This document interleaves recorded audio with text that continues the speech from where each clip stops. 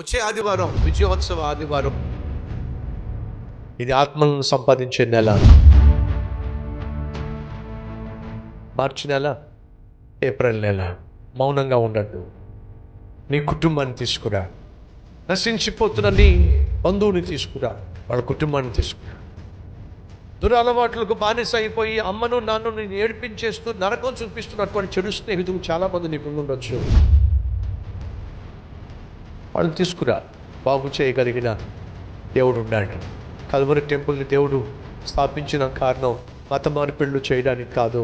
పాపిష్టి మనుషులు దేవుని సన్నిధికి వచ్చి బాగుపడాలి అని చెప్పే దేవుడు కల్వరి టెంపుల్ని స్థాపించాడు. అడైపోతున్న, పతనం అయిపోతున్న, నరకానికి పోతున్న చాలామంది మన చుట్టూ ఉన్నారు. వచ్చేవారు నీతో పాటు నీ కుటుంబాన్ని, నీ స్నేహితులను, నీ బంధువులను తప్పక దేవుని సన్నిధికి నడిపించు.